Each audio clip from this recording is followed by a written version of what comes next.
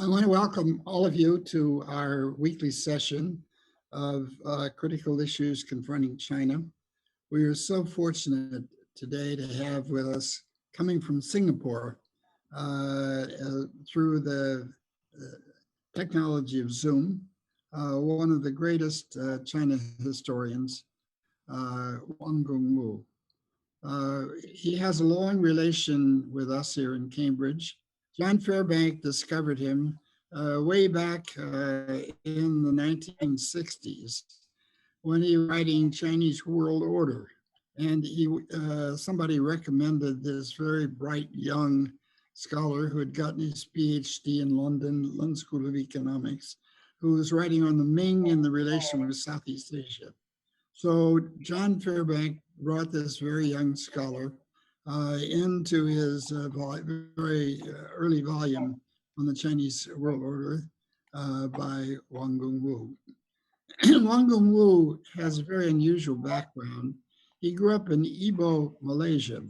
In the 1920s, mainland China decided they wanted to have a better Chinese education for some of the overseas Chinese. And so they sent to Ipoh a fine scholar who was completely steeped in the Chinese tradition. That was Wang Gungwu's father. So he was the principal of the school to educate Chinese Malaysians.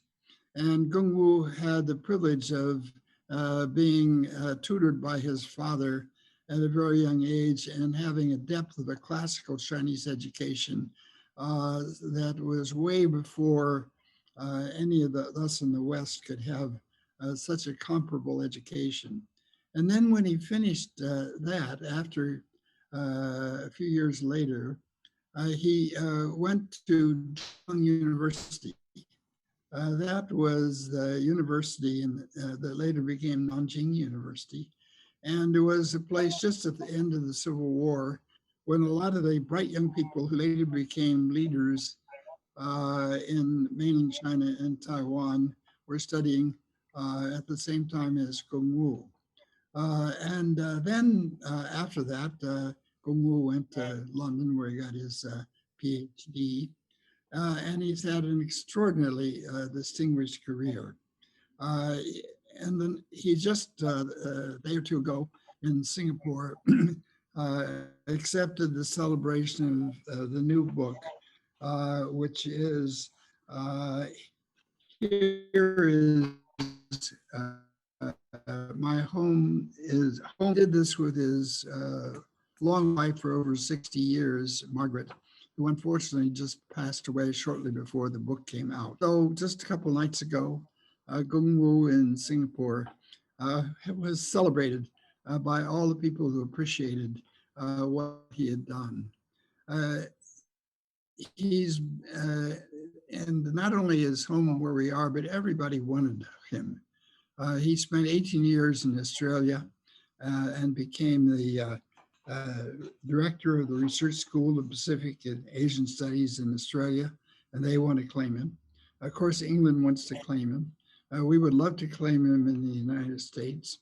And in Hong Kong, after Indonesia, he became the Vice-Chancellor of Hong Kong University for 9 years, and in effect, the president of Hong Kong University. And then when you brought him to Singapore, where in addition to holding various jobs, I think of him as the sage, wise counselor of the smartest politician in the world, political leader in the world.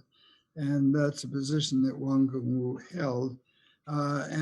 He also then became, among other things, the chairman of the board of the Lee Kuan Yew School. I don't want to take any more time. We're so fortunate that Wang Gungwu is willing to address us as a historian who's had real experience in the real world, and to have him help think about how the Chinese tradition is shaping the future. So without taking any more of your time, Gungwu, it's yours. Thank you so much for coming. Ezra, if I might also jump in and just say, anybody who wants to ask questions, we will do questions at the end. There's a Q&A tab in the bottom that you can enter your questions in. You can enter them anonymously if you wish. If not, Please identify yourself, your name, your affiliation, so we know who's asking the question. And with that, we really will turn it over to Gungwu. Thank you. Thank you very much.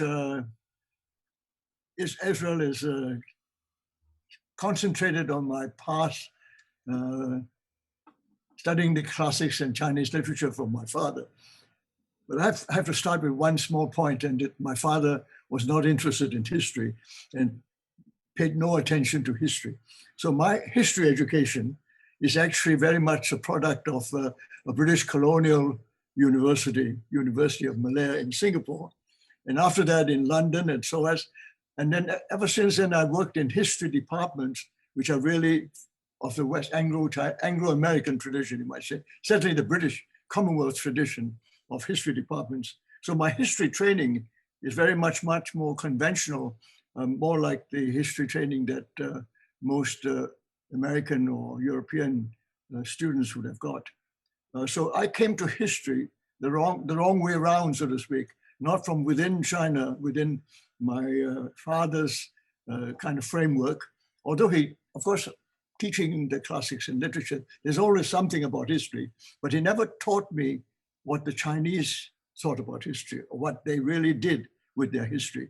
So that I came, as it were, roundabout way from the kind of history training I received from a Western university.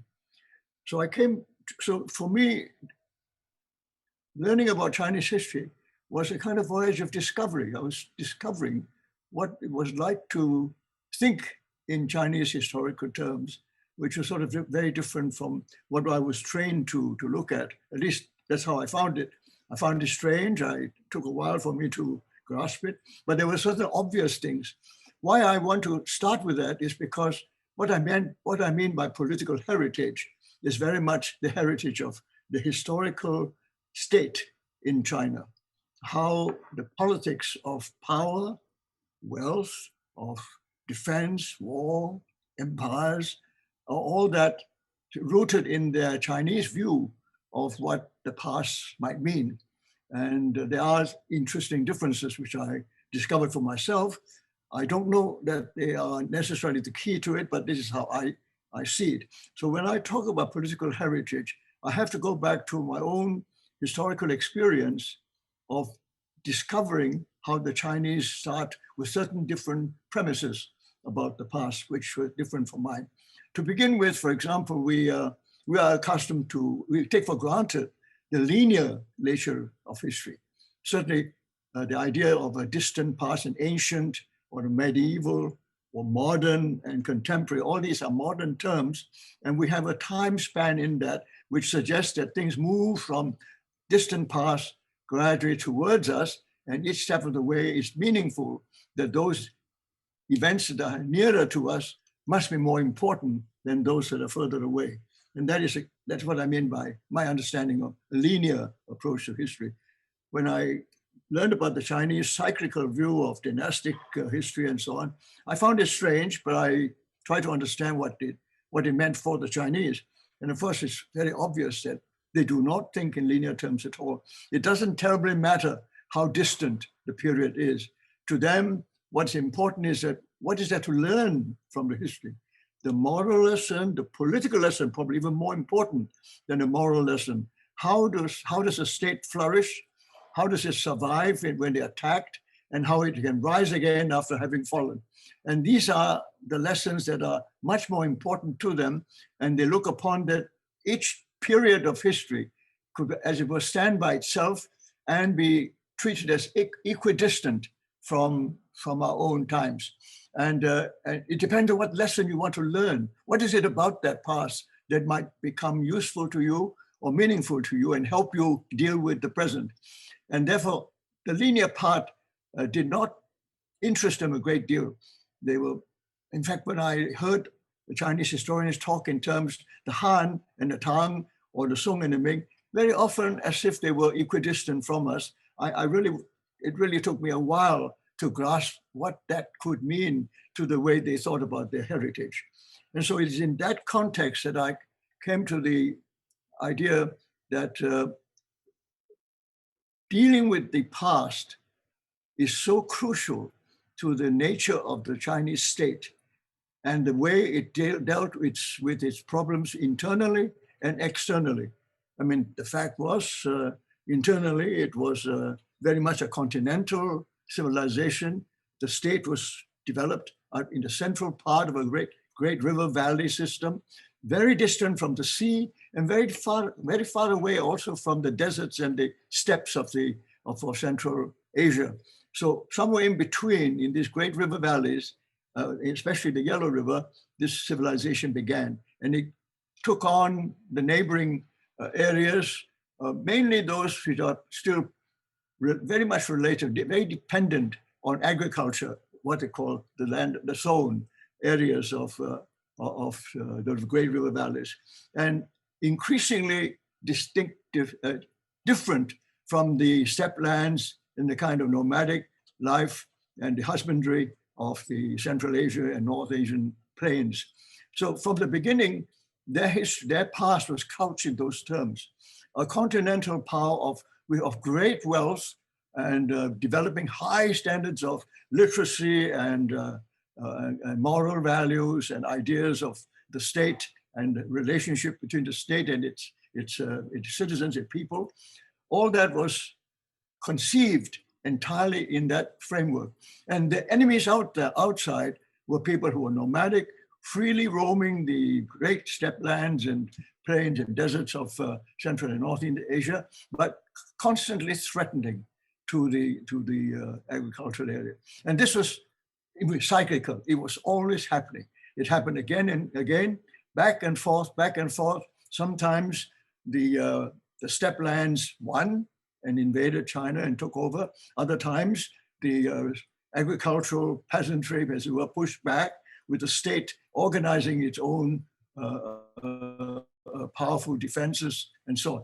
And the idea of being back and forth, the rise and fall, or the fall and then rise again of all these successive dynasties, created the basis of their understanding of their world, the world as they understood, a world order as they understood it, if you could call it the order. So they took that as the given. That is their norm. Now, being trained in the West, I had a completely different view, as probably you're familiar with more than I am, and that is it's very much a civilization arising out of an area that was both land and sea. I call it the Mediterranean. It's a nice word. It is Mediterranean, between land and sea, and it was a mixture of different cultures which depend on the sea and cultures which depend on the land. It had them both, and they mixed, they fought, they developed ideas of city-states, developed ideas of empires, and they fought over all kinds of things, including about God and gods, as it were. And that, in the end, became an extraordinary mixture of a very secular, multi-god kind of background with ultimately a monotheistic background which dominated and eventually conquered the minds and spirits of most of the people in that area. And it was a battle of that kind, a battle of ideas at one level, battle of land and sea fighting for supremacy, which always involved, and this is the crucial point, always involved the sea. It was never far away from the sea. It always was drawn by the Mediterranean towards that. And of course, it was also equally threatened from the hordes, as it were, of the Central Asian nomadic peoples, who from time to time also pushed towards them, but they were further away. And they were not so threatening most of the time. Occasionally, as with the Mongols and the Huns, the Mongols, the Turks, and so on, but not as consistently as with the Chinese civilization. So ultimately, their linear approach really sprang from their one God idea. It was that one God that provided them with a very clear line between, as it were, the origins in the beginning, and then towards the day of salvation, when everything would come to a fantastic, glorious end, and all that would be understood in the linear terms. It's a path towards a wonderful future. And that, I think, linear approach in the sense of timing and so on, derives from the ultimate victory of the ideational part of the monotheistic faith. But of course, at its base, there was still the many gods that became secular, and the Greco-Roman aspect of it, which ultimately merged the two together so that they had, as it were, a kind of mix, which was extremely fruitful, very dangerous and very destructive at the same time. But nevertheless, in the course of fighting and so on, they developed a very distinctive civilization, and which was fundamentally transformed by what you call the Renaissance, the return of the classical traditions of the Greco-Roman traditions, which it actually took over, as it were, from the spiritual side of the monotheistic heritage. And the combination was what created the modern world as we know it. Now, that's my understanding of the alternative, from which I think America today, Western Europe, derives its strength, its spiritual strength, as well as its military strength. That maritime part, which was extended, was of course brought about by the fact that they failed on land. They could not really get across to Central Asia. They were blocked by their rivals, and the fact that they were divided between at least two major monotheistic religions that saw each other as dangerous enemies and fought each other virtually to a standstill, and still there after nearly 1,500 years, still a division which the whole world continues to have to pay attention to. And you too in the West have to continue to pay attention to. Now all that is really foreign to the Chinese mind. They've had nothing to do with that. And when they came across it, as it were, to today, they were attracted by it. And the reason for this is my next point. What do I mean by future progress? Future progress is sort of a oxymoron in a sense. Of course, progress means progress towards the future. That's the underlying assumption. But the future progress that I want to emphasize is how it struck the Chinese. Because throughout all that dynastics, cyclical approach towards the past, they never really thought in terms of progress. At least the idea of progress, I cannot find anywhere in the Chinese classical tradition. In fact, if anything, they always look to a glorious past, the golden age, as it were, from which we have deteriorated, and we must constantly try to revise it or return to that glorious past. At least that is how it's the rhetoric. In fact, of course, it's not anything like that, but that was a rhetoric. But today, what we have is that the Chinese, in its contacts with the West, among the many things it learned from the West, the most important ideational thing, I think, is the idea of progress. All the other things, it seems to me, are in a way to do with science, technology, economic development, wealth creation, capitalism, industrialism, all that, in a way, byproducts of this idea of progress. And you really have to trace it back to the Enlightenment. And if you trace it further back, it has to go back to the beginnings with the Renaissance, with the idea of science, and how science, the scientific revolution, and how science led on to technological changes that made the industrial capitalism possible. Now, all that flowed from that. And during the Enlightenment in the 18th century, the idea of progress took precedent over everything else. The debates between ancient and modern, as it were, the modern won over, and ancient became less and less, as it were, significant, except to precedents, as little bits to show why the modern is so important and why the modern has some way to go. And the direction that, of course, people argue about that, and you have many, many schools of thought. And the Chinese took the idea of progress very seriously. It started in the early days with people translating from, as Ben Schwartz did long ago, In Search of Wealth and Power, the Yanfu's, in a way, celebration of this idea that we was getting from Darwinism, social Darwinism, and bringing it to China. And that, of course, took off in the Chinese imagination. And when this whole system collapsed, when the Confucian state collapsed, what they looked to was the kind of republican capitalist system that was developed in the West with such great success leading to the great national empires that virtually conquered the world, and in fact globalized the world, particularly through maritime power. And all that was brought together in their minds and connected to the fact that the West had developed the idea of progress.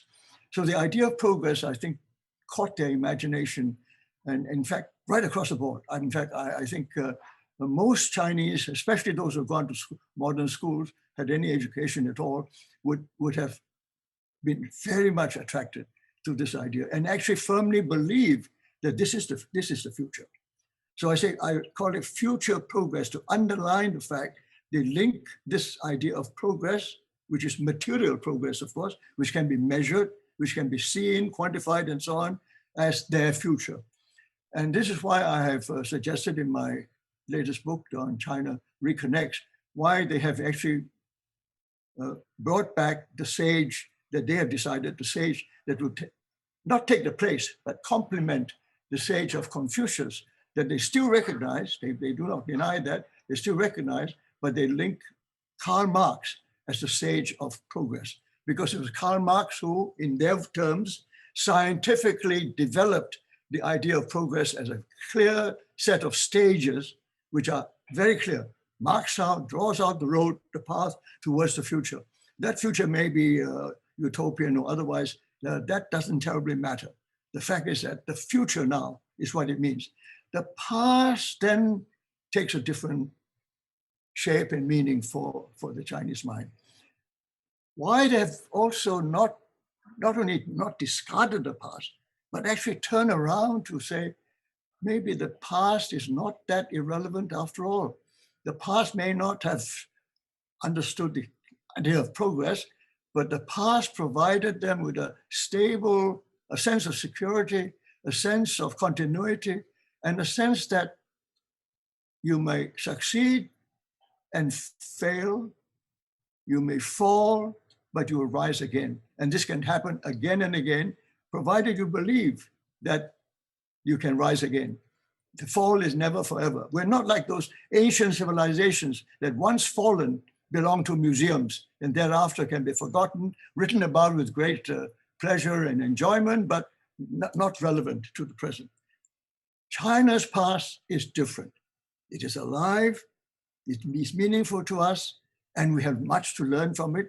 And it's not just represented by Confucius. Confucius simply is a symbolic figure to remind us that that past is important.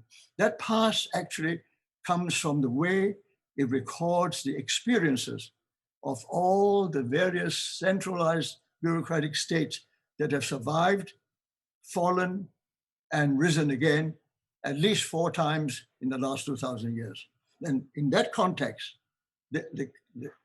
those records of the experiences of those states that rose and fell and then rose again after having fallen, and in fact, even after a terrible fall, like for example, at the end of the Song dynasty, the complete conquest of Mongols, the Chinese had never experienced that before. No corner of China was not part of the Mongol Empire. Now that was unprecedented.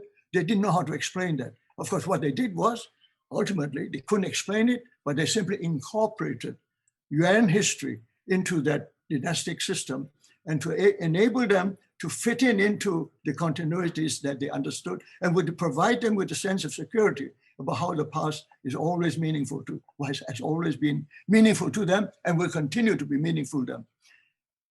The break that came that caused them, in fact, considerable difficulty with dealing with this past was in fact when they, at the beginning of the 20th century, a group of historians in China agreed and completely accepted that modern history for China began in 1840s.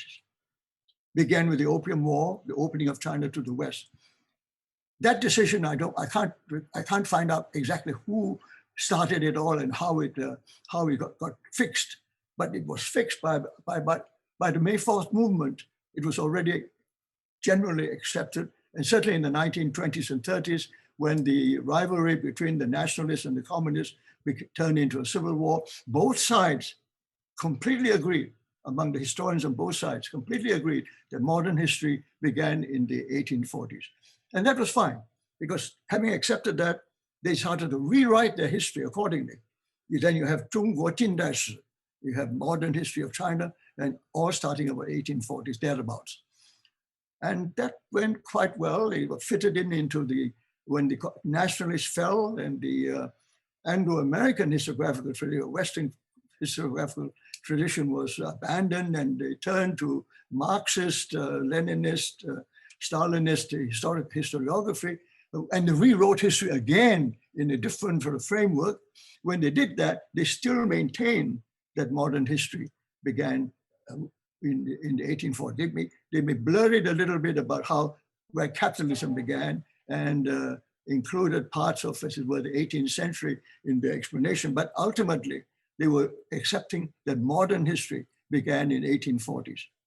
Now that created a big problem in the end. Problem for them because as those, Harvard would be very familiar with that, as those, and this is only an example, there are many other challenges to this approach. In fact, from the very beginning, as it were, when people like Paul Cohen, Philip Kuhn and others were questioning the Fairbank challenge and response, they're already referring to a date earlier and which cannot be quite fitted into this modern period called starting from 1840. And the internal, as your dynamics of Chinese past was functioning under the surface of Western imperialism. All that, of course, they took into account. But the fact that you were able to show through your reinterpretation of Qing history that something was missing in their Chinese history writing, whether it was under the nationalists or under the communists, something was missing by having abandoned the dynastic histories. I think you all are familiar with the fact that the Manchu loyalists did try to write a Qing history, turned out to be a draft history, and the Kuomintang also tried to write Qing history, but never really quite convinced themselves or anybody else that they could get it right. And interestingly enough, about 20 years ago, people like Dai Yi in the Renmin Daxue and so on got on a big team to rewrite the whole of Qing history, which if they spent the last 20 years, I believe there are hundreds of historians involved in this to try and to rewrite Qing history. Now, is it simply just a historical interest and curiosity only to academics, or something more than that? Now, I actually have come to the conclusion that the difficulty they have with the Qing history and the idea of modern history starting 1840 has got them into a big, you might say, a paradoxical situation where they can't quite explain the continuities of Chinese history clearly or accept in any accepted way that everybody could agree on, unless they can sort this one out. Now, this may not happen, it may take a long while. But what I think has happened in the last few decades, particularly since the Deng Xiaoping reforms, in the attempt to, on the one hand, abandon the straightforward Leninist, Stalinist historiography, abandoning that, and then learning from the historiography that has been developed by in the mainstream historiography of the West, apparently, ultimately Eurocentric in its origins, but nevertheless universalized by the modern historians. Taking all that, and yet at the same time, wondering how to merge them, how to bring the sense of continuity into that story without this filling this gap between the end of the Ming and the 1840s. I mean, it was simplifying, but there was a really difficult question that was left unanswered in the Chinese minds. Now, the West has no problem with that. For historians, and some of your work has been fantastically creative and extraordinarily eye-opening, and they are actually in accordance with their linear history. They have actually done it in that context, and therefore the whole rhetoric, the whole language of history writing has been couched in those terms, the universalist terms that modern historiography, as we know it today, accepts. And the Chinese have found that to be a very difficult proposition when it comes to that Ming-Qing period. And I'm giving you this as an example. There are many other things. Crucially, and this I think is the turning point, the recognition that during the period from about 1949 to 1990s or up to about 2000, they really did not know how to handle the past, even the immediate past of 1840s to the present. And the fact that they did not want simply to see it as complete breaks with the Qing and the dynastic Confucian state, and then complete break with the liberal nationalist or pseudo illiberal nationalist Kuomintang period, and then to go and to try and explain where the Maoist 40 years or 30, 40 years came from. All that was extremely difficult to explain away or to fit into any kind of theoretical or ideological frame. And I think in that context, they found it returning to a Chinese sense of continuity with the past, to recognize that all that in the past is relevant to what is happening today, and that you need to understand them all as one leading to the other. Even as you couch it in linear terms, it has to be couched also at the same time in the context of the people who made the history at the time. So to go back, if you're going to go back to thousands of years and you claim that this is an ancient civilization with this long past, do we simply say that all that is feudal, as they used to call it, feudal and therefore irrelevant and therefore can be set aside or can be read for pleasure and enjoyment and from time to time learn a lesson or two from it, but not really all that important to what is happening today and the future that China has ahead of it?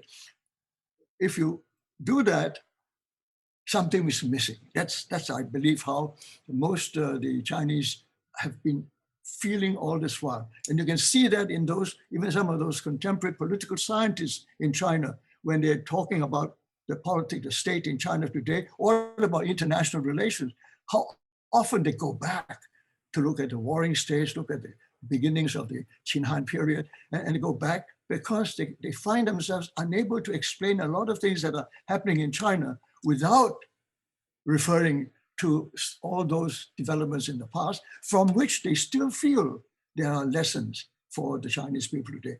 Now, that sense, intangible, I can't pin it down. I can't say for certain where it comes from and why it is so persistent and why it is so strong, in fact, and why it is being restored and encouraged today.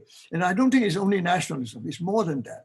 It is almost a spiritual need, an emptiness that needs to be filled.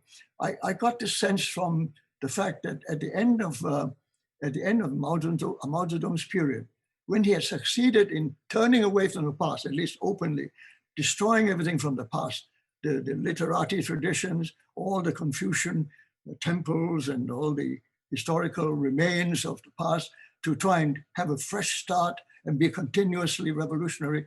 While he was doing that, he was also rejecting the West, even the heretical West of Soviet Russia.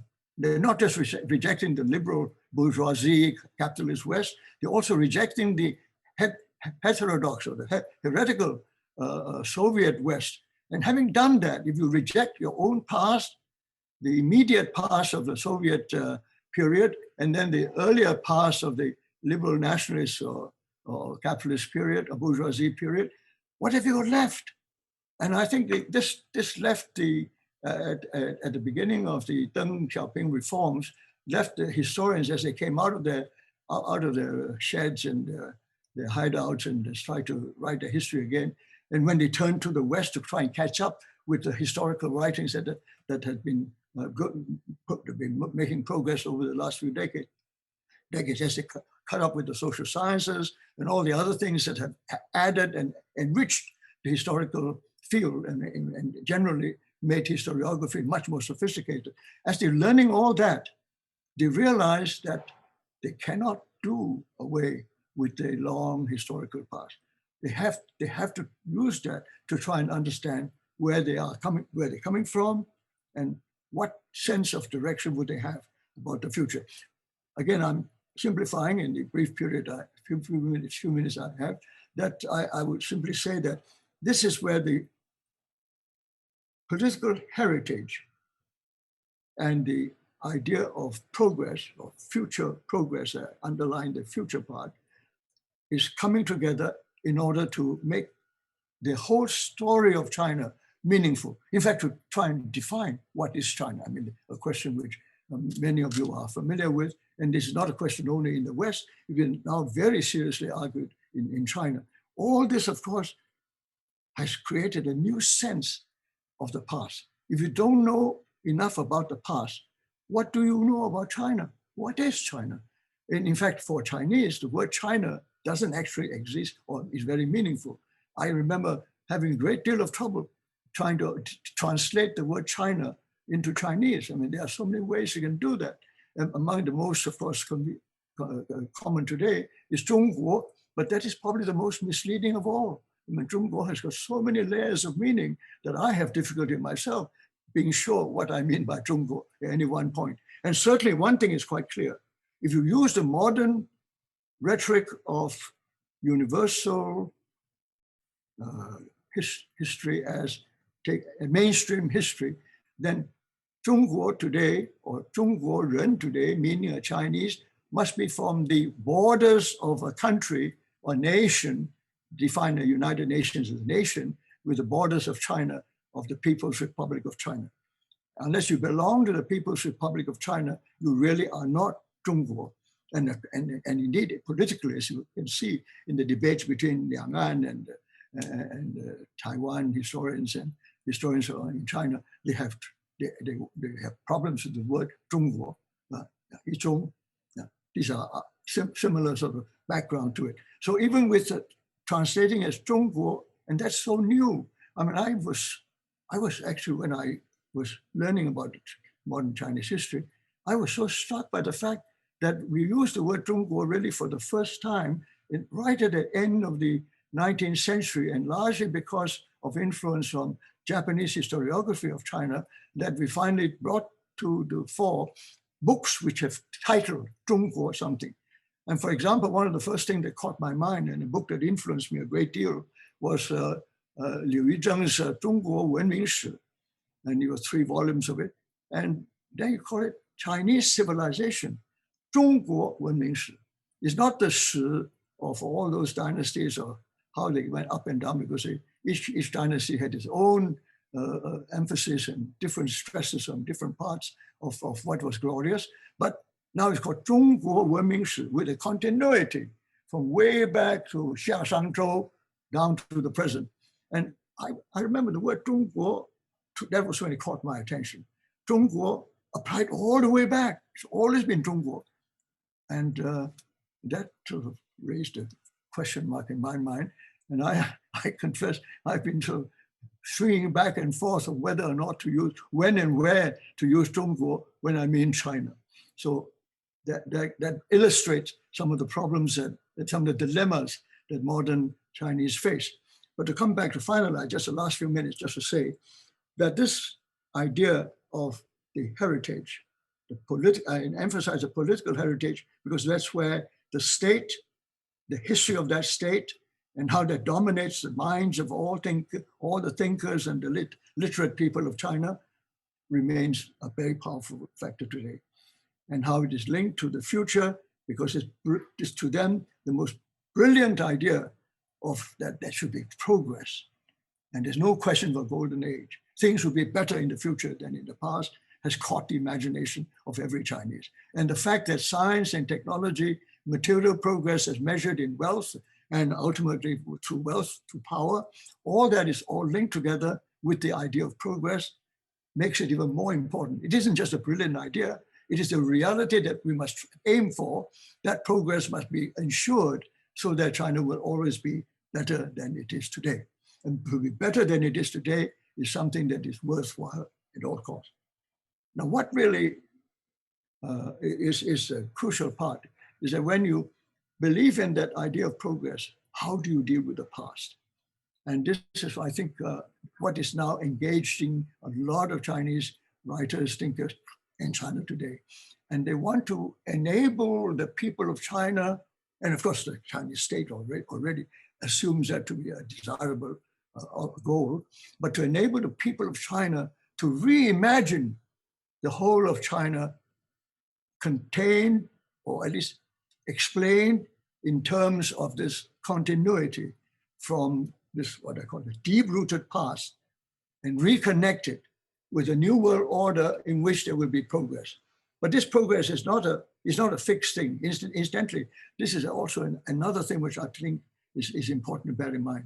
The idea of progress is linked to the idea of change. The Chinese have always believed in change, but change need not be linear. It could be cyclical, but again, nevertheless, there will always be change, and you must always be prepared to change, adapt, rethink what to do. The future is even more so, that there will be change. You do not know what changes will come necessarily. You hope certain things will occur, certain things will not occur or recur, but you know that there will be change. Change is inevitable, it's the norm, and we must be constantly ready to deal with change. And when change occurs and you see the change, then you must be prepared to rethink what to do, rearrange things. Nothing is fixed. Everything can be, as it were, renegotiated when you recognize that conditions have changed. But when you link up that fundamental idea that the Chinese have with the idea of progress, you can see how that is driving the Chinese today. On the one hand, a sense of that will become better, but at the same time, recognizing that it's as a moving target. It continually moves, and you constantly got to adjust to it and make preparations for change and be prepared. Whatever change occurs, you must be prepared to deal with it. And this, I think, is governing the whole thing. And I think this is what is shaping what I call the China challenge to the West, particularly, and of course, specifically to the United States today. And that is that the United States would like to believe that they have set up a global world order, which is, if not ideal, but as good as you can be. And they did that out of wars, maybe, very cruel, terrible wars. But after that, they had learned from it. And they've helped the world to understand this ideal global order, which we should do our best to sustain, maintain, protect, defend against possible enemies and rivals and competitors and so on. And I think this part is where the tension begins. When one decides that this is it, and you must all conform to it, or at least accept it as being the standard by which we should all behave, and thereafter keep it that way so that we can keep the peace in the world. And those whom they see as people who say, hang on, there will be change, surely. And when things change and conditions change, we must be prepared to change accordingly. In other words, things are man-made. It's all done by us as human beings, through states, through armies, navies, through wealth, through capital, corporate power, whatever it is. But we bring about change. Science and technology changes all the time. And as we change, we must be ready to reconsider, rethink the whole framework, or for that matter, rethink the new world order, if and when necessary. Now that part, I think, is creating a lot of challenge, lots of difficulty, and a lot of tension. And you can see the China challenge comes from the fact that it continues to feel that this is moving target, improving, offering greater and better a world to come. And the other side saying, we got there already, we're pretty nearly perfect. It's universal, we have discovered the universal values common to all humankind, we all share it. Don't ruin it, don't spoil it by trying to change anything. Now this is, again, I simplify, but I want to draw attention to why the China challenge is looked at so seriously by people in America today. Thank you.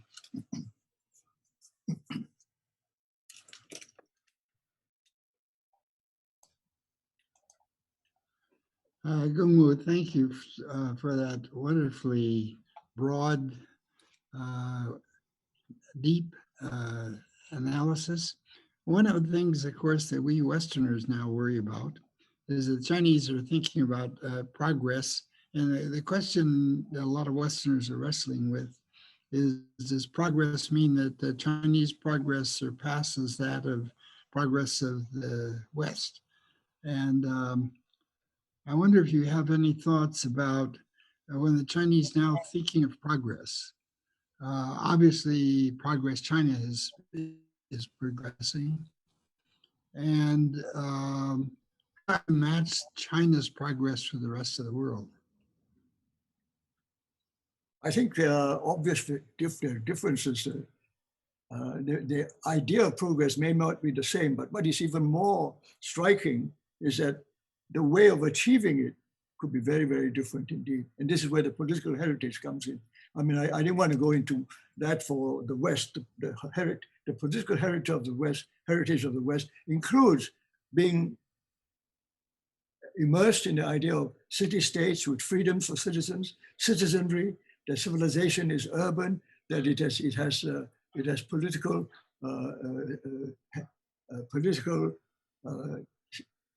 relationships which are fundamentally based on the individual rights protected by law. All these things have been put together in a very logical and I think a very complete framework which stands by itself. The Chinese are actually outside that framework. They hadn't had the same experiences.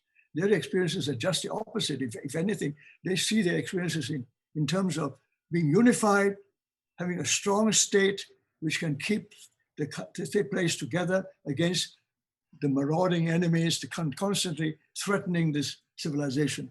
And that when they're divided, they're almost always taken advantage of. And then they get bits and pieces get conquered, and from time to time, they get totally conquered. And so the context is so different that you get a defensive sense of protecting something. You prepare for war, but you war in order to protect what you have, but you don't want to overextend yourself and get yourself into unnecessary trouble, because in the end, you're just wanting to protect what you have. Whereas the other side of it is a continual division, because it is the very strength of the Mediterranean political heritage is that out of division, they made progress. It is another side of it. You made progress because you fought each other, became better through fighting each other, better organized, better weaponry, better methods of making money and so, and through competition, division, continual debates, and guaranteeing the rights of people to have the right to say this or do that or participate. You've developed a completely different tradition in which, of course, at the top, you have a single God which looks after everything, before which all men are equal. I mean, these are ideals which Chinese can't understand. I mean, in their hierarchical system, this is so alien to their hierarchical system. But in your system, you have taken that for granted, that every individual is equal before God, at least in most of the faiths that I understand from the West. Now, these are so fundamentally different. Now, whether they play a part in the political heritage or not depends on different times and different countries and what role they play. But the kind of competition and rivalry, and ultimately it's more than competition, it's deadly rivalry between the two interpretations of God itself has been a major factor in determining the shape of Mediterranean history and its extensions across the Atlantic and so on. All that has been rooted in something that is based on a historical experience, a set of experiences that are totally alien to the Chinese, and how they can reconcile, how can they understand that and incorporate all that into interpretation of Chinese history, I think has foxed them, and they're in a way giving up. And they're now going back to their own understanding of the historical past to help them deal with the future, deal with the kind of progress that they now want for themselves. That's about all I can see in how the Chinese see it. I don't see them as actually trying to challenge the West. I really don't. I mean, I know it can be interpreted that way, but I see that as primarily their way of learning from the West, the science, the technology, the idea of progress. Having learned all that, then the question is, does that now overtake and take over from their own historical continuities and lead them in a direction which is more like yours and into the kind of competitive rivalry that will lead to wars and continual division in order to better yourself? That's the only way you can improve yourself, is to fight and debate, as it were. And the Chinese really, I think, shudder at the thought of that as their future. But they don't know what to do. They want to catch up. They want progress. They're now doing very well by becoming a maritime power, because that's what they missed. They found that the lack of maritime power was the source of their ultimate destruction, as it were, in the 19th and early 20th century. And then we must never make that mistake again. That kind of thinking is now, I think, very, very strong. And they have now found out that whole economic progress of the last few decades depends on this freedom of the seas and the maritime free market economy that is based on maritime access to markets and to resources. So what else? Where else can they go? So the Belt and Road Initiative is just a double-headed way of approaching it, because they're both continental and maritime. They got to head both directions. But as they see it, it is to enable them to defend what they've successfully incorporated from the West into this new state capitalist system that they now treasure and believe is the secret of their success. So to make one final point about this is that I'm not sure that there's any ideological difference between the Chinese and the Americans today. It's not really, I know people use the word. I don't think the Chinese use the word much, but you use the word. But ultimately now, it's a competition of systems. They have developed two systems. One system, both of them incidentally derive, both these systems that are derived from the industrial capitalism of post-Enlightenment West. The Chinese have taken that on, but it has taken them on in a different kind of state structure with a different political heritage. And then as a result of which, their idea of progress itself is guided by the kind of political heritage they have. So their idea of progress itself may also divert from the idea of progress that the Mediterranean civilizations would have. But these are, I think, negotiable positions, because if you accept that these are part and parcel of the world changing over time, and the changes are normal and bound to happen, and we must be prepared to renegotiate when things change. If that is accepted as a fundamental starting point, then of course, everything is manageable. But if they don't, and the systems say it's either this or that, then of course. But I think the Chinese are not saying it's got to be our system. What they're saying is that respect our way of doing things.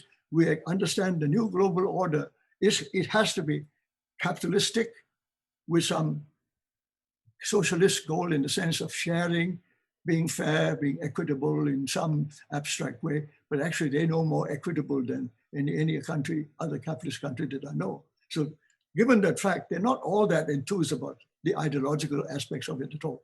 In fact, I don't believe the Chinese people are ideological, not seriously so, however much they can mouth it.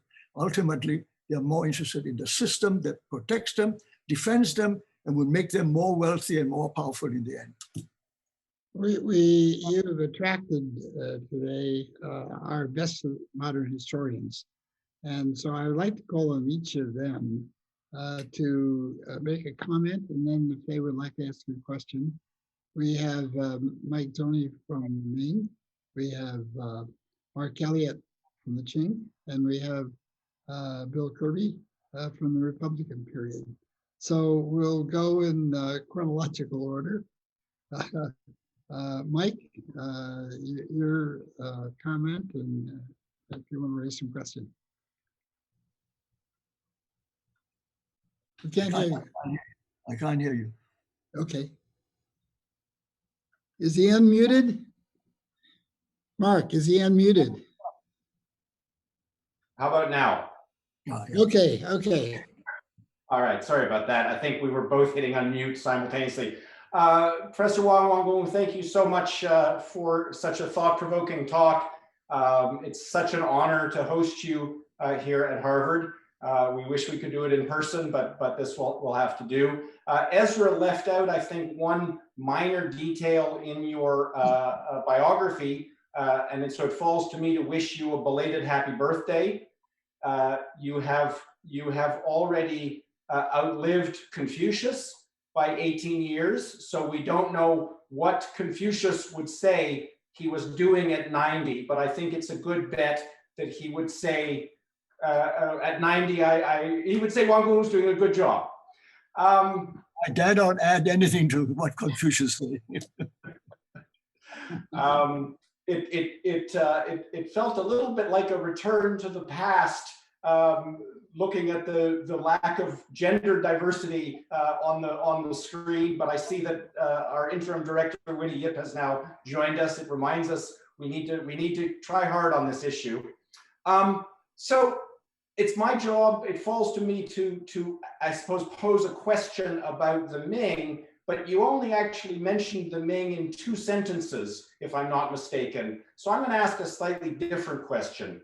You talked a little bit in your presentation about the very fruitful exchange between scholars from China and scholars from the United States, including Philip Kuhn and Paul Cohen and so on, in presenting new approaches to how we think about whether Chinese history is linear or cyclical.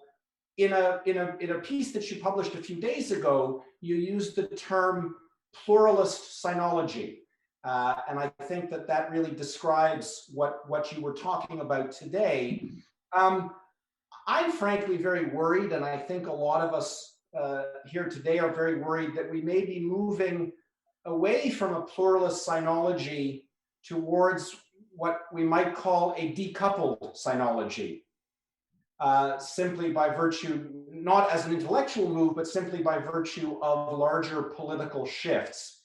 And so my question for you is, what should we be saying to political leaders, both in the United States and in China, about the merits of a pluralist sinology?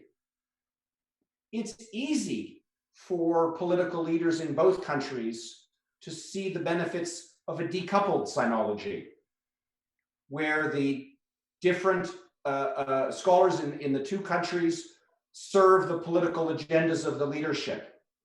But what's the argument to the leaders of our 2 countries for the utility and benefit of continuing and promoting and maintaining this wonderful pluralist sinology that you and many of the faces I see on this call have devoted so much of our lives to?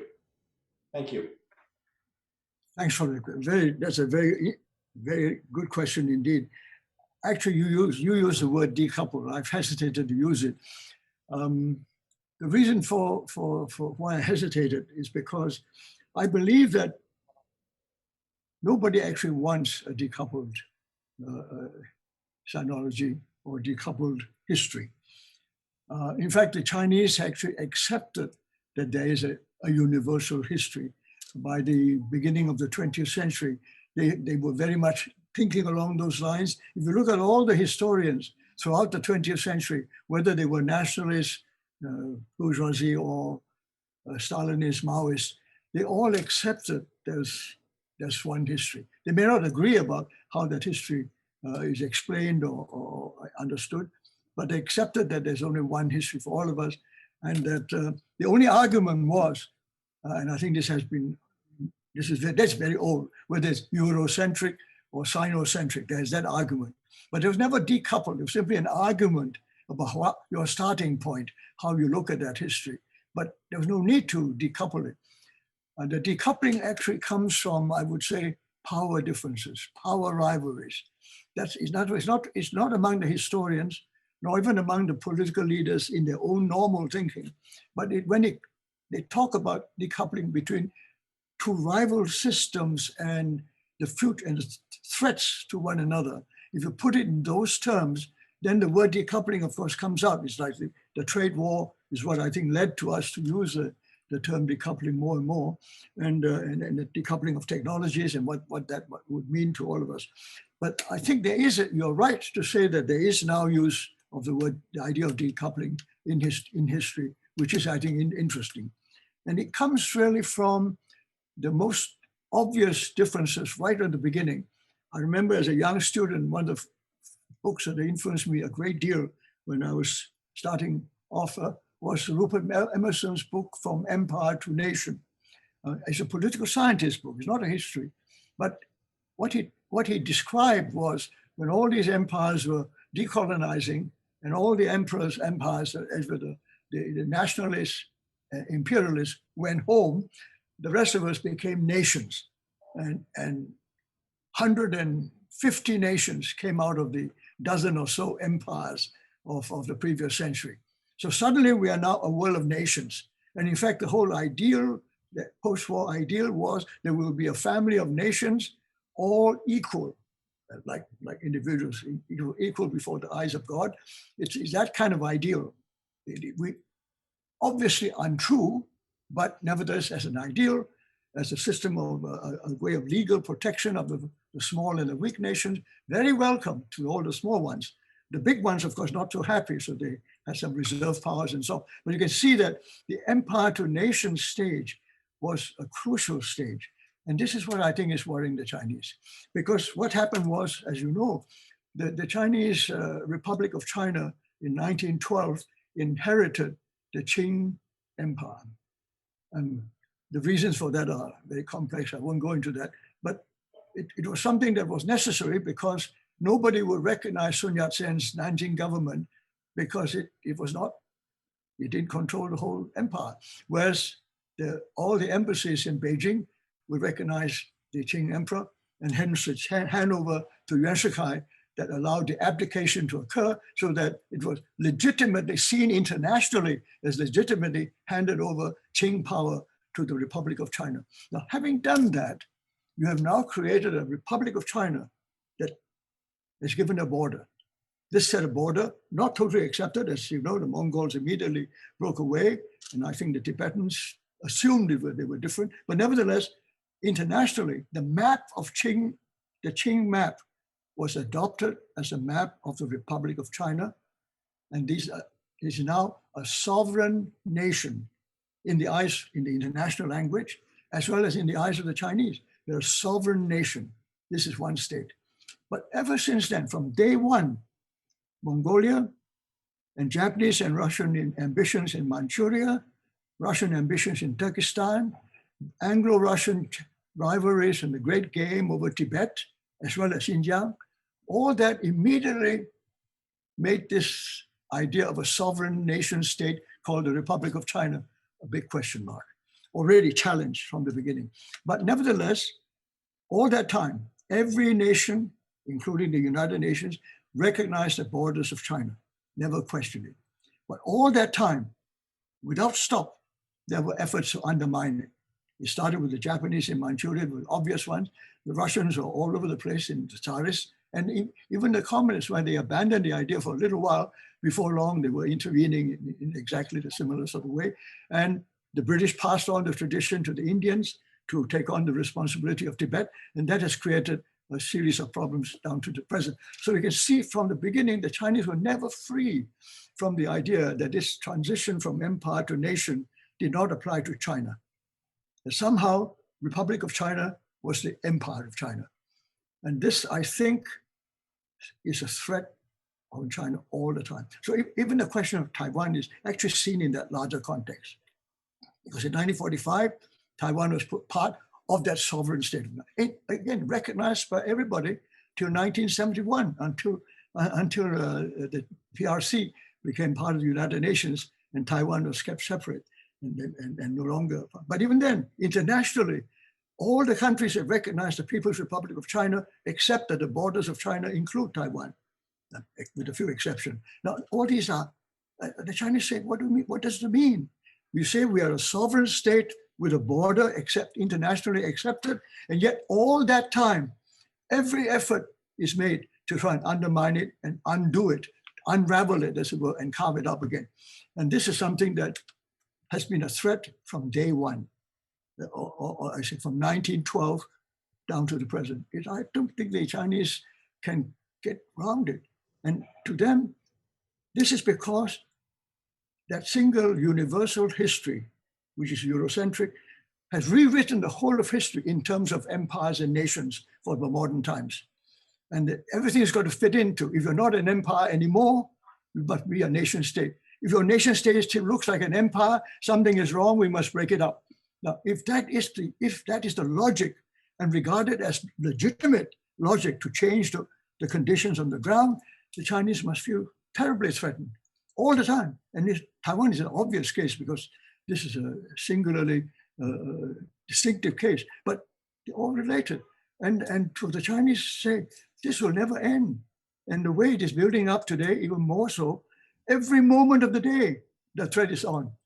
Every item, every day in the newspapers, there's something or other which really suggests that the bits of China, we shouldn't be part of China. And that's constant. And I don't think it really has stopped. Now, that is decoupling in fact, if not even in theory, already a kind of decoupling. How could the Chinese accept a world historical, a world history, a new world history, which allows that to happen as something legitimate and even good? It is humane, it's humanitarian, it is protection, it's an intervention, protective interventionism.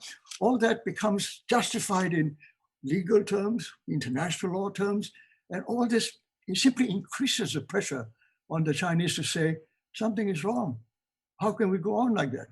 So your word decoupling, I think, comes out of that. It's no longer a trade war question. It's so deep now, it goes back to this question of linking your deep-rooted past to a new world order. How can you reconcile the two? And Mark Elliott is, as you know, someone who's done a lot of work on the Qing and also on the Manchu role in the Qing. Mark?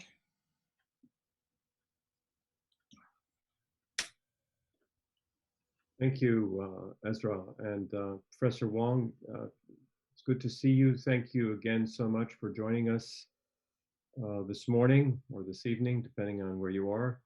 There's so much here to talk about. I'm having a hard time deciding how to frame this, but when you've talked about the Qing History Project, the Qing Shi Gongcheng, which, as you point out, was begun nearly 20 years ago, and we have yet to see any of the many pages that were certainly written, but have yet to be published. And the reasons for that are reasons that, I mean, there's lots that we could say about that, but I think I'm going to ask you to say a little bit more about the China challenge and about the role of overseas Chinese. This is something about which you have written a lot, and you've lived that life yourself. So you mentioned the China challenge as a challenge for the United States, a challenge for for Japan, I suppose, for Europe, for many places. Would you agree that the China challenge, I mean, it sounds to me as if you would, the China challenge is also a challenge for China, trying to understand where it is in its history right now. And we're in the middle of another process, it seems to me anyway, and I think you were alluding to this, another process of reimagining what China is. And I have the very same trouble as you when I talk about China in Chinese. What word do I use? It's so context dependent. It's always, that's another kind of a China challenge, I guess. But if we look in the past, and I was just reading again your 2013 book, Renewal, in which in the very end, you offer a really interesting survey of the role that overseas Chinese played in the reimagining of China in the early 20th century. You talk about people whose intellectual profiles are not so unlike your own, people like Gu Hongming and others as well. And my question for you is, and we see that you mentioned Marx, so Marx was obviously important in the reimagination of China in 1949. Clearly the pressures are great to make this reimagination work. You've alluded to some problems with that. What role do you see that overseas Chinese or outside forces might play in helping this, in this instance of a reimagining of China, of addressing this China challenge? The Mongols helped remake China once, the Manchus did it, Marx did it. It's often an outside force that comes in to shape things in very fundamental ways. What is that outside force right now? What role is it overseas Chinese? Is it students who've done their education abroad and have come back. I'm just curious to know if you have any thoughts on this. That's a lot of questions there. I have to say that in a way I can't handle this except to say how much has changed. What has changed? The idea of overseas Chinese has changed so many times. It's so confusing, partly because of that. I mean, it began when they were orphans. Nobody in China cared about the overseas Chinese. I mean, the Ming and Qing couldn't care less. I mean, to them, they were illegal immigrants. They ran away from home. They are not 不孝, 不敬, 不忠, 不孝.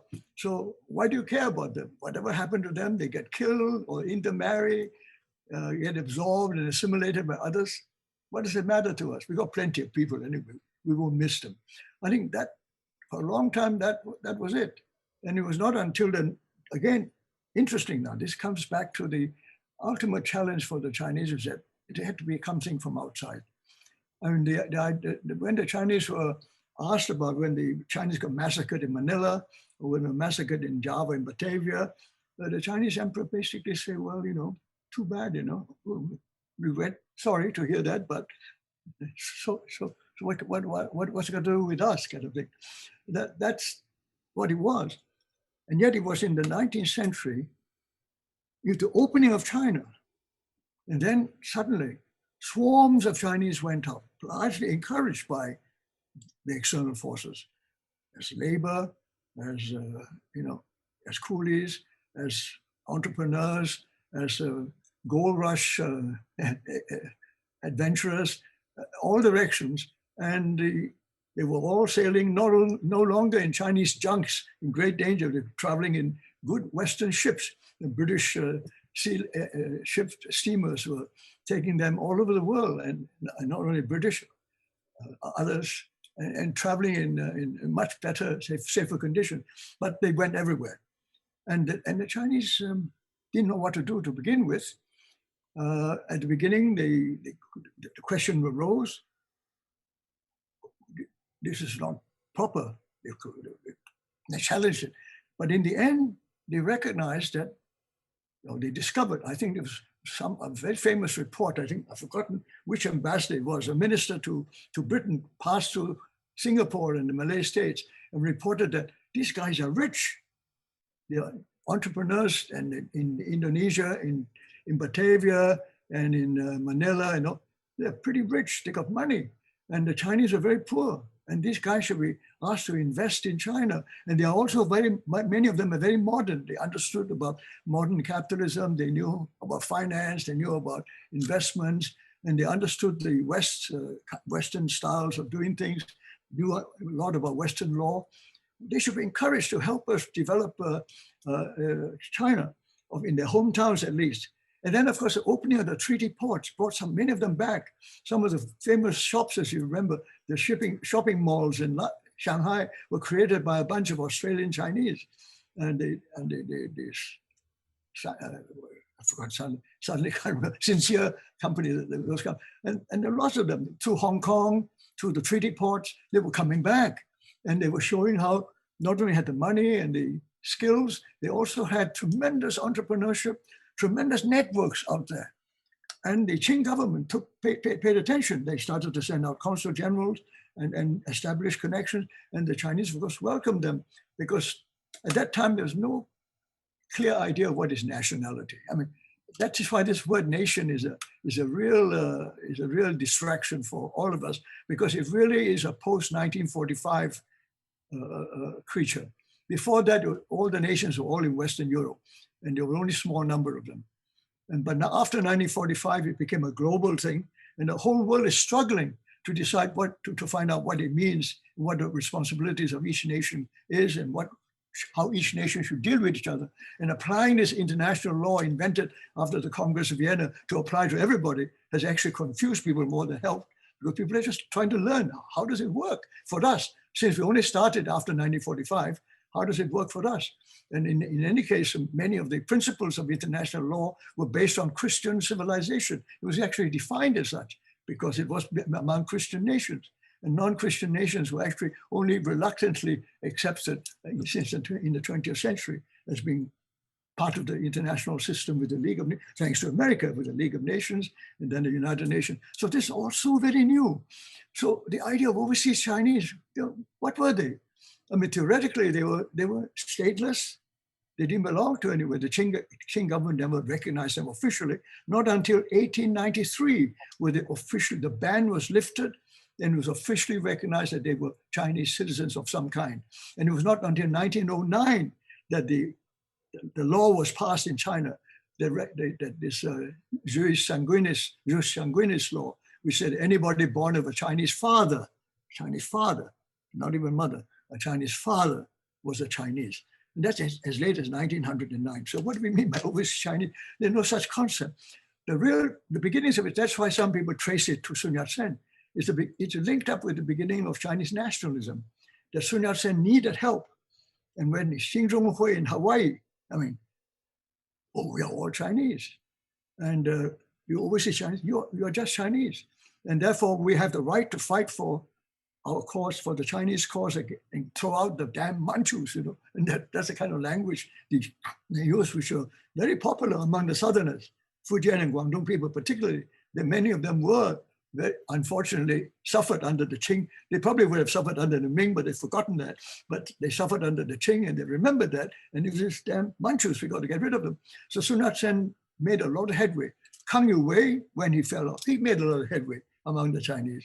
Although they were not anti-Manchu so much as for a stronger and a China who can protect it. So there was really the variety of motives behind why certain Chinese supported what was happening in China and certain other Chinese couldn't care less what was happening in China. Then we were abandoned anyway, so what do we care? So already the divisions were clear. But as the Chinese nationalism progressed, it became clearer to some Chinese that there were advantages in being recognized as Chinese. Having a Chinese nationality gave you some advantages for doing business in China, to going back to China, and to be respected as a citizen of this country called the Republic of China. So the nationalism added to that, and the introduction of modern Chinese schools among the overseas Chinese right across the board after the Republic of China, led by the Kuomintang, the Sun Yat-sen followers, that was tremendous. The modern Chinese schools that were introduced into China were introduced at roughly the same time among all overseas Chinese, probably a few years later, not much more than that. So it was almost simultaneously nationalism in China and the modern schools among the overseas Chinese. And they were linked together. The Ministry of Education in Nanjing under the Kuomintang directly supervised and in fact encouraged more and more schools to be developed. My father was one of those, encouraged to go out and teach the Huajiao Chinese. And that was a mission, almost a mission, to enable those Chinese to identify with China again and feel proud to be Chinese and know how to become a Chinese. Some even forgotten. They didn't have the language, didn't have no knowledge of where these customs come from, very vague idea of certain practices, but didn't know what it meant. So now go out and teach them, encourage them to link up not only with the state of China, to all the heritage, again, the heritage of 2,000 years of classics and all that. All that was consciously done in the 20th century. It began slightly with the consul generals, like people like Huang Zhenxian and who went around in Japan and elsewhere. A few small schools started under Kang Yu-wei, but it was not until the modern schools were introduced after May 4th. Then, of course, they brought in, this is the unfortunate part, which at that time nobody predicted. What it also brought was the division between the nationalists and the communists. Within a few years of these schools being established, already the school teachers were divided into those who were pro-Kuomintang and those who were pro-共产党. And when they together, and then when they split after 1927, it became a fierce thing in the schools. In every school in Southeast Asia, there were divisions. And then the Ministry of Education would intervene and make quite sure to clean out the communists, and they asked for colonial government to support them. The colonial government would actually, on the whole, side with the nationalists against the communists under those conditions. And the politicizing of Chinese education abroad among the Chinese education was begun then. It had nothing to do with anything, nothing to do with business, or it was the politics of China, brought through the schools and through the journalism as well. The newspapers also took side. Sun Yat-sen had his own newspaper, Kang Yu-wei had his own set of newspapers, and they fiercely debated. Every day they would argue among themselves. So this has been going on. So this is a new, completely new phase, which politicized almost all the Chinese who cared about China at all. Those who didn't care, of course, were assimilated, but those who were not began to be identified with either one side or the other. In 1949, they sided with either Kuomintang or communists for another 20 or 30 years until Taiwan became more and more Taiwanese and un-Chinese in the eyes of many overseas Chinese. Then they shifted, and now they simply either don't care or they look to material progress, future progress again, dealing with China, the business and economic benefits of dealing with China. And given the kind of developments that China has been through the last 40 years, it is understandable how powerful that has grown. I mean, it was very minor to begin with. To begin with, it was Chinese welcoming them, encouraging them to come to help China. And some of them, of course, took advantage and made money out of it all. The Chinese say, you made money out of us, so come on helping us. So that was part of the deal. The next stage, of course, is to say, well, we are now very much together. Our networks are so closely locked. I mean, your interests and our interests are hardly separable. Now, that's another stage. But that's one side of it. That's to do with the so-called overseas Chinese of the past, the old Huacha. Now we're dealing with something totally different. About up to 20 million Xin Yimin scattered around the world. These are people who left since the 1980s. And they are not the same kind of people at all. These are people who are educated, many of them university educated, many of them very much part of businesses, maybe state or state-owned enterprises or private enterprises in China, sent out to develop business interests and so on. And many are, of course, government officials. But this is and part of them are just Xin Yimin, who went out privately, and private enterprises who settled there. And now they're out there. And the Chinese have now relooked the whole thing. And recently they passed on the whole of the Qiaoban material. All that responsibility has been now taken over by the United Front Department of the Communist Party. Now that is a new stage altogether. As I said, we are observing changes all the time. So as the Chinese themselves would say, when things change, you have to change accordingly and rethink all your relationships accordingly. So what next? I do not know, but you've got to watch those changes and try and see what those changes actually mean on the ground. Imposing your time limits, but I'd like to call on Bill Kirby, Republican period historian whom you know well. Bill, your comment and question? Sure, thank you. Thank you, Ezra and Professor Wang. Thank you for a wonderful evening. We would listen to you all night and all day tomorrow, however much time you have. It's been just an extraordinary pleasure. Just one comment and one kind of question. One comment is that you said, I think quite rightly, kind of you articulated the great insecurity of the modern Chinese nation state faced with this challenge of defending the territory of the Qing that it inherited from the Qing, and it has been a challenge at various times in the 20th century. One of the things that puzzles me a lot today is how is it, the People's Republic of China today arguably has no enemies, in the sense no one threatens Chinese territory. Put aside the question of Taiwan for the moment, but no one threatens Chinese territory, not Russia, not Japan, not Vietnam, not even India. The only threat to Chinese territory that I can see in a physical sense comes from North Korea, because you never know where one of their missiles might land. Why, nevertheless, this extraordinary and enduring sense of insecurity? I mean, we're in the longest period of peace since the Opium War from 1979 to the present, which is the foundation of China's prosperity today.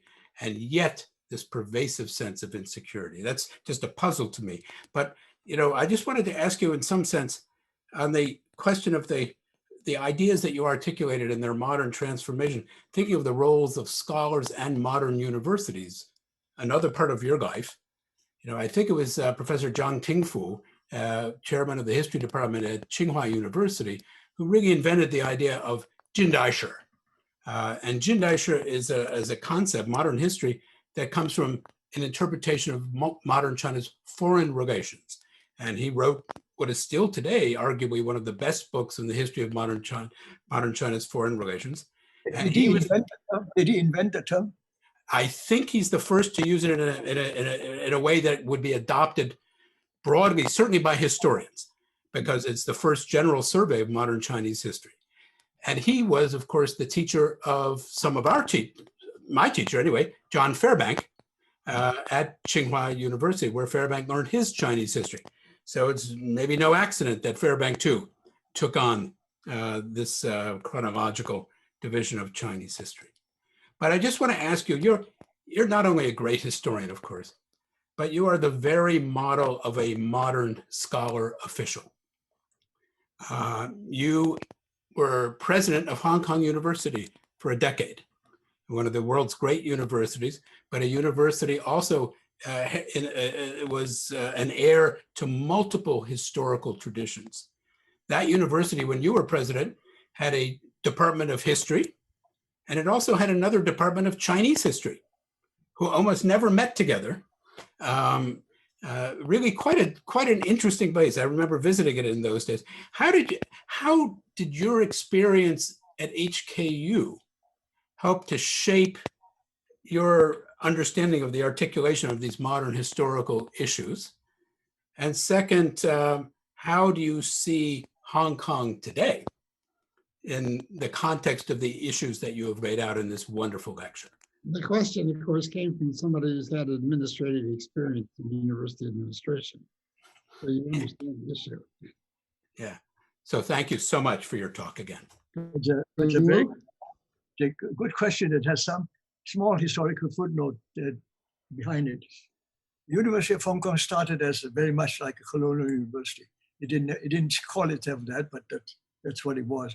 So history was very much Western history. And there's no Department of Chinese history. There's a Department of Chinese. And the Chinese, of course, is in the classical tradition of Wen Shi Zhe sinology. So it was Han Xue.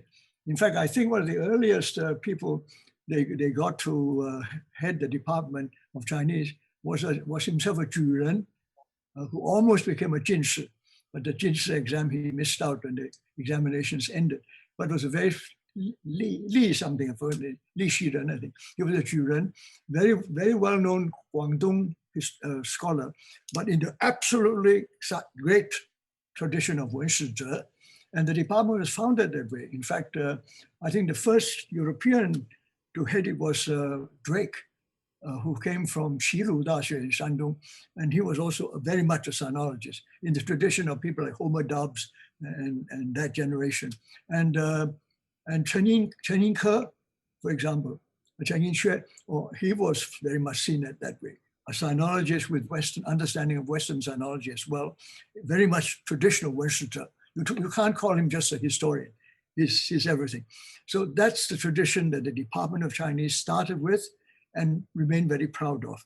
And the history department started as a Western history department. And when the two were asked to talk to each other, as you say, and they didn't, they simply drew a line. The line was the history department would do only modern history, Jindaishe. Nothing after 1800, nothing before 1800, thereabouts. In fact, they had one member of staff who worked on the 1790s. That's as close as you could get. And the Chinese department, all ancient history came under the Department of Chinese, Wen Shi Zhe, and they did no modern history, or very few, again, a few people on the edges did some modern history. It stopped more or less about 1800, or maybe up to the Qing dynasty. They recognized the Qing dynasty. So that's it. So that, when I went there, it was very firmly entrenched. They had demarcated the boundaries, very clear. There was peace. I didn't want to start a war. I just left them alone. I suggested that the history department, the history students were too shallow because they didn't have an ancient history. And acknowledged that, but did nothing. And the Chinese department would like to do modern history, but were reminded that there was a deal. They don't do modern history. Modern history is left to the history department. So that's where they drew the line. So you can see as an example also of changing occurrence, but also renegotiating the changes. And this one didn't work. They didn't renegotiate. They just continue to this day. And so a matter of regret, but I respect academic professionalism. So that's it. If that's what they want, that's it. So be it. You mentioned earlier in your lecture the name of Paul Cohen, whom we now see on the screen. Paul, do you want to have a word of greeting with Gungwu? I beg pardon, I'm sorry, didn't quite catch that. Can you see Paul Cohen? Oh yeah. Oh yes, I saw Paul. Yeah, Paul. Good to see you. Paul, just joined. you push this button so Paul can speak. Can you speak, Paul? Yeah, can you hear me? Yes, yes. Okay. I don't know what happened to me. I got sort of lost. You're found. Professor Wang, I won't go through all of what I was going to say, but I do want to raise one question. And that has to do with, in the 21st century, you have the advent of a period which we are currently in which China has in certain respects again become a model for the West to emulate and compete against, as in the 18th century. For example, in the area of infrastructural improvements such as the Belt and Road Initiative, the extensive introduction throughout China of bullet trains, rapid economic development, and dramatic expansion of Chinese political and economic influence over a vast area stretching from East Asia to Europe. The BRI, the Belt and Road Initiative launched by Xi Jinping in 2013, has been referred to as a modern analog of the ancient Silk Road that arose during the westward expansion of the Han Dynasty, which forged trade networks throughout what are today such Central Asian countries as Afghanistan, Tajikistan, Uzbekistan, not to mention the modern day India and Pakistan to the south. The dramatic expansion of Chinese economic potential has been accompanied by enormous improvements in the lives of hundreds of millions of Chinese who have in a relatively brief stretch of time emerged out of extreme poverty into a literate, educated middle class. Most recently, we see this capacity for rapid economic expansion. Can you conclude quickly? Huh? Can you conclude your question quickly? We're a little over time, so I want you to. Okay.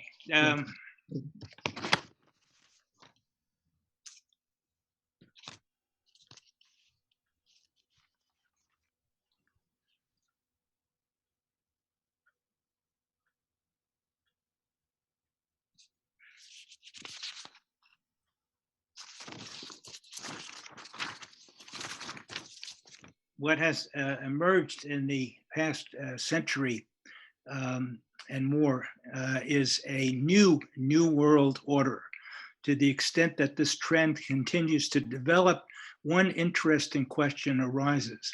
Is it possible that as global collaboration becomes stronger, a world divided into nation states, their populations deeply patriotic, will gradually give way to a single world order, the inhabitants of which have learned to accept the existence of certain problems like climate change or the exploration of space, or for that matter, periodic pandemics that affect all of the world's populations and can be most effectively dealt with only by wholehearted cooperation and collaboration?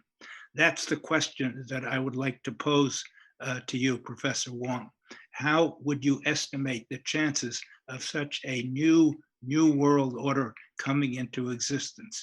Should the United Nations be transformed into something else with less emphasis on nations and more on humanity? Would such a transformation, even if desirable, ever be a live possibility? The competition between China and the United States, with its apparent emphasis on spheres of influence, an old friend, seems to suggest that the world isn't quite ready for such serious collaborative effort. But I wonder what you think we need to do to get there. My first response to this very profound question is that I recognize that that was the sort of thing that I might think if I got out of the bed on the right side in one of my optimistic mornings. The other thing is to say that I recognize and admit I'm very much a creature of the 20th century. And I'm not sure that I'm quite into the 21st century yet about these highly universal global problems, because I'm still very much, and partly because I'm obsessed with history now, that very much caught up with this. There's something that I explained earlier on, my fascination with the Chinese struggle with this question of a transition from empire to nation that is now troubling them. But it is also troubling to us.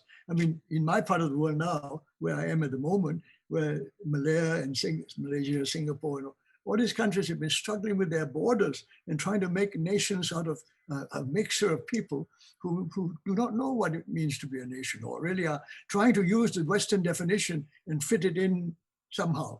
And that's the kind of struggle people are. So I'm still very much, because of my things I read, very much a creature of the 20th century. And the 21st century does frighten me a lot.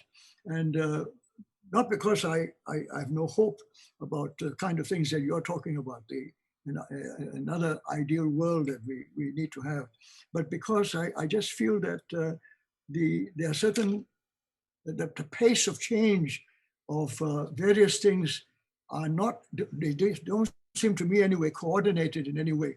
For example, again, it's partly my old age, the technological changes are simply too fast for most of the people I know.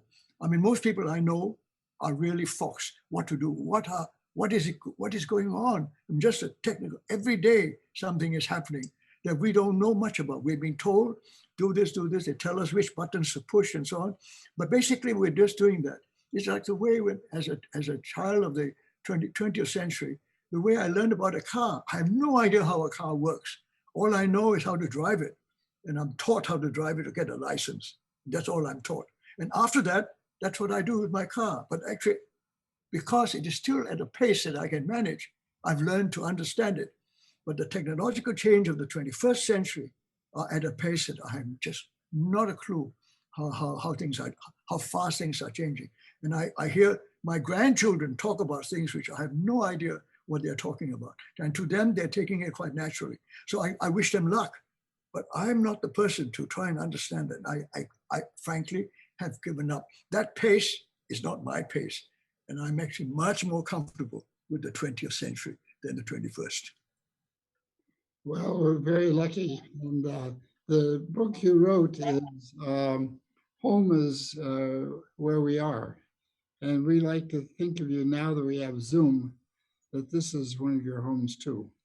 And I think you can see that we all feel that you're very much part of our intellectual life, and that we very much appreciate the gifts you've given to all the countries you've served and all the people you served, and to all the scholarship that you've supported. And we, as somebody who also has entered the 90th year, I hope we can continue, even though you're not the person of the century, something I can understand. I hope you'll continue to make contributions to the new century. Thank you so much for coming, Wang Gungwu. Thank you so much.